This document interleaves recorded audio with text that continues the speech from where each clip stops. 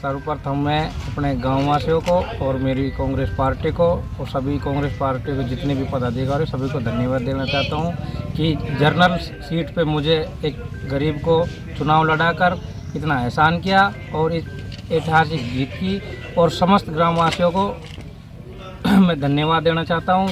एक मेरे इतना साथ और सहयोग दिया हर तरह से, तन मन धन से। और जितने भी वार्ड के दो नंबर वार्ड के सभी साथी, उनको भी मैं धन्यवाद देना चाहता हूँ कि एक एक दिन मेरे साथ घूमकर घर घर जाकर जो सपोर्ट की और सभी मतदाताओं को जो इतना सहयोग देकर एकजुट होकर मुझे इस जीत की, वो मैं उनको जीत को उनके श्रेय देता हूँ और सब उनका मैं हमेशा ऋणी रहूँगा।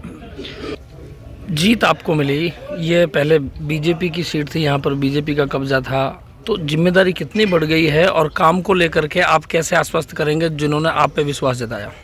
मैं उनको हमेशा जितना मेरा हो सके उनके साथ जाके जो भी काम मेरे से बनेगा पार्टियों के आधार पर सबसे और मिलकर एक उनका काम करवाने की कोशिश करूँ। खटाना जी, सबसे पहले तो बहुत शुभकामनाएं, आपकी पार्टी को जो एक ऑक्सीजन मिला है, क्या कहेंगे आज ये कितनी बड़ी जीत है और इस जीत के मायने क्या है? देखो, हम यूँ कहें कि कांग्रेस पार्टी जो आज के दिन झूठ के आधार पे, धर्म के नाम पे, जाति के आधार पे हम लोग बहुत सारी जगहों पर चुनाव हार रहे हैं, उसका कहीं ना कहीं ये कारण है। ये जो आज समाज में भ्रांतियाँ फैलाई जा रही है उसका मुख्य कारण मानते हैं। ये हमारी वार्ड नंबर 2 की जो जीत है, ये बहुत बड़ी जीत है। और मैं तो ये कहूँगा कि राजस्थान की जीत का आगाज़ है वार्ड नंबर 2 से। यहाँ से हम लोगों ने मैसेज देने का काम किया है कि बीजेपी पार्टी का गढ़ कहा जाता है।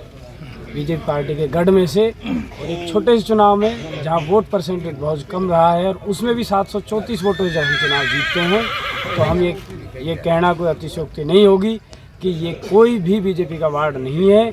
बस इन लोगों की जो भ्रांतियाँ हैं, जो जात और धर्म के नाम पे जो ये लोग ये गुमराह करते हैं लोगों को, ये हमें कहीं ना कहीं इसको डिफेंड करना पड़ेगा।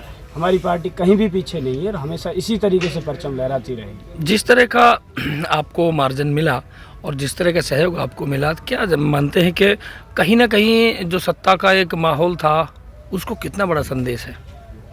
मैं आपको बता देना चाहता हूँ कि ये जो मार्जिन और ये जो अपने को इतनी बड़ी जो ऐतिहासिक जीत मिली है, एक आईना दिखाने का काम किया है जनता ने सत्ता को। 1 साल से ये लोग सत्ता में हैं और इन्होंने आम जन के लिए कोई काम नहीं किया है।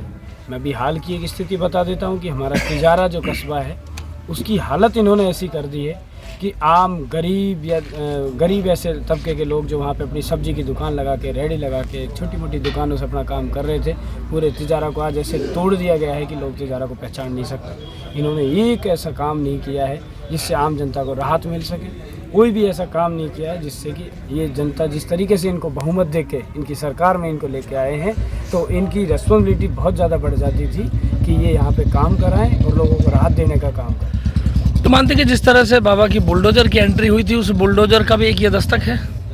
बाबा की बुलडोजर की एंट्री हुई थी भिवाड़ी से, लेकिन बाबा के पसीने आ गए थे, तो कुछ दिन के लिए इन्होंने अपना जो बुलडोजर है उसको कहीं ना कहीं साइड कर दिया था। अभी उसकी उल्टे साइड से एंट्री की है इन्होंने, अभी इसको तिजारा से एंट्री कर रहे हैं। और मैं ये कहना गलत नहीं होगा कि बुलडोजर उसी भिवाड़ी से वापस निकल के हरियाणा चला जाएगा, दोबारा इस तिजारा में बुलडोजर नहीं घुसेगा।